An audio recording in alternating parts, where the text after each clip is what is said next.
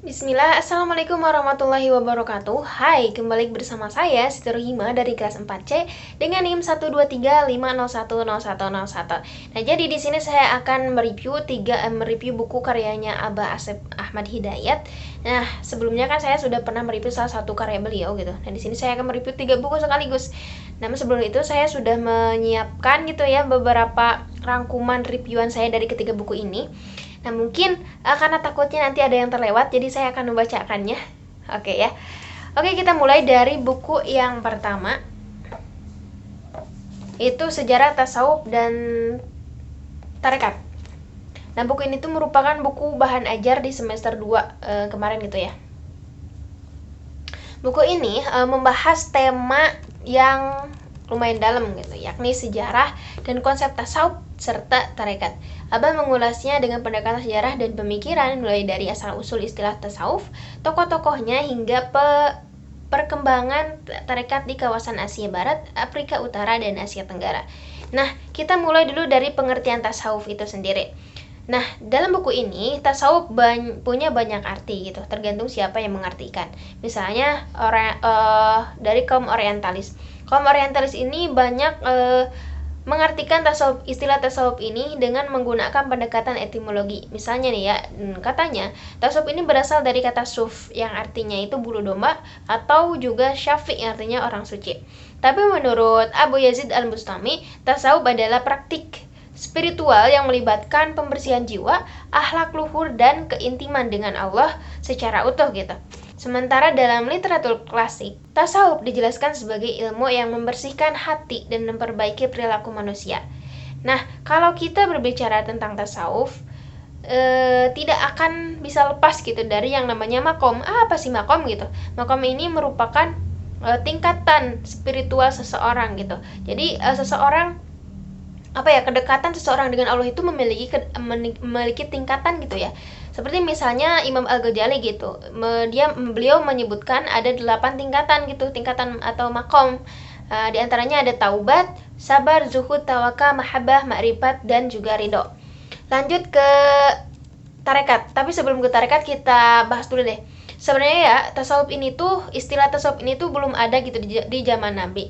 Tapi secara ajaran itu sudah ada. Bahkan bisa dikatakan bahwa Rasulullah SAW itu merupakan sufi pertama di Islam.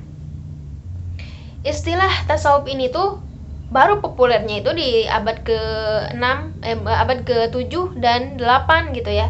Di tengah kekacauan politik dan krisis spiritual umat Islam pada saat itu. Nah, kemudian kita baru deh lanjut ke tarekat. Apa sih tarekat gitu ya?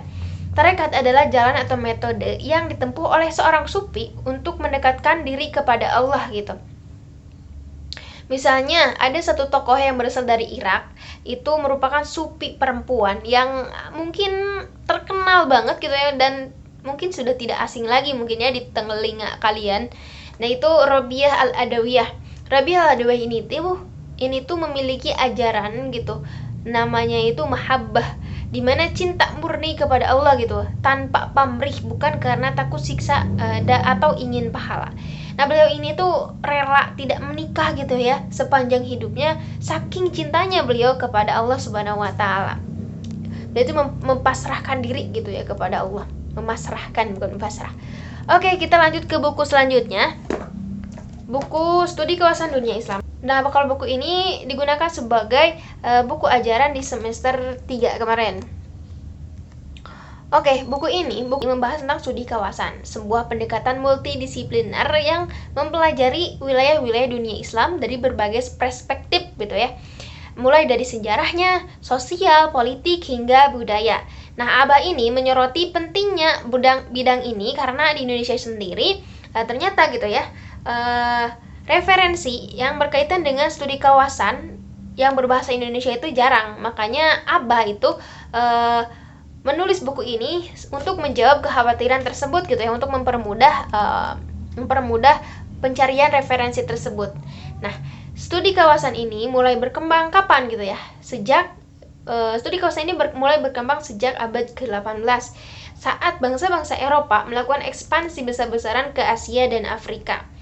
Mereka mulai mempelajari bahasa, budaya, dan sistem politik wilayah jajahannya. tentu saja untuk kepentingan kolonial, tapi di sisi lain, hal ini juga menjadi pintu masuk bagi studi akademik tentang dunia Islam. Memasuki abad ke-19 dan 20, banyak universitas Eropa mulai membuka program studi kawasan sebagai bagian dari kajian kolonial. Hingga akhirnya di zaman modern, studi kawasan berkembang menjadi alat untuk memenuhi identitas nasional dan keberagaman budaya. Nah, Abah itu menekankan bahwa studi ini tuh adalah bidang yang interdisipliner bahkan transdisipliner. Jadi pendekatan yang digunakan oleh studi kawasan dalam buku ini tuh bukan hanya multidisipliner, tapi juga dua pendekatan lainnya, yaitu interdisipliner dan transdisipliner. Jadi nggak bisa nih kita hanya melihat dari satu kacamata saja atau dari satu sudut pandang saja. Buku ini sangat penting buat kita gitu, buat kamu yang tertarik memahami dunia Islam ya secara utuh dari konteks geografis dan politik global. Oke, selanjutnya kita beralih ke buku yang ketiga, yaitu buku Sejarah Sosial Muslim Minoritas Etnis Melayu Nusantara. Oke, nah buku ini sebenarnya sudah pernah dibahas juga sebelumnya ya di video review sebelumnya di UTS. Nah, buku ini merupakan lanjutan dari buku yang barusan gitu ya, yang studi kawasan. Nah, buku ini tuh digunakan sebagai bahan ajar di semester 4. Nah, buku ini membahas komunitas-komunitas muslim minoritas etnis Melayu yang tersebar di kawasan Asia Tenggara yang seringkali gitu luput dari perhatian. Jadi nggak banyak gitu ya yang memperhatikan muslim minoritas gitu, yang atau yang menulis tentang muslim minoritas gitu. Makanya Abah menulis buku ini. Itu ya disebutkannya seperti itu. Nah, Abah itu menyajikan sejarah Islam di kawasan seperti Patani, Singapura, Filipina, hingga Timor Leste. Gak cuma sejarah, tapi juga soal identitas, perjuangan politik, pendidikan, hingga praktik agamaan mereka. Oke, di bab pertama, buku ini tuh menjelaskan tentang teori masuknya Islam ke Nusantara. Di mana Abah itu menuliskan ada 4 teori gitu. Di antaranya ada teori India, teori Arab Mekah, teori Arab Parsi, dan teori Cina Indochina. Semua teori ini dibahas gitu secara kritis di dalam buku ini. Oke, selanjutnya kita akan ambil salah satu contoh aja gitu ya muslim minoritas, yaitu di daerah Thailand, itu tepatnya di Patani gitu. Di sana itu muslim di sana berkisar 4,9% dari total populasi Thailand, tapi meskipun ini tuh minoritas gitu, mereka itu minoritas, tapi mereka punya sejarah panjang dan kuat dalam mempertahankan identitasnya. Mayoritas mengikuti mazhab Syafi'i, walaupun ada ya yang menganut Wahabi. Wahabi ini sedikit banget gitu ya dibandingkan dengan yang Sunni. Dalam pendidikan dan kehidupan sehari-hari, mereka harus berjuang gitu yang mempertahankan budaya Islam Melayu mereka gitu, meski hidup di tengah dominasi mayoritas non-muslim. Ketika buku ini tuh menyuguhkan tema yang menarik dan juga penting untuk kita pelajari gitu ya secara mendalam. Dan kita apresiasi gitu ya beliau Abah Asep Ahmad Hidayat karena sudah menulis 3 buku ini yang memang jarang gitu ya orang menulis judul-judul buku ini gitu ya terkait dengan hal ini. Oke, dan buku ini cocok gitu ya untuk para mahasiswa, termasuk mahasiswa sejarah, terkhusus mahasiswa sejarah. Oke, terima kasih. Mungkin sekian yang dapat saya sampaikan, yang dapat reviewan saya gitu ya. Mungkin sekian reviewan dari saya. Terima kasih. Wassalamualaikum warahmatullahi wabarakatuh. Sampai ketemu lagi.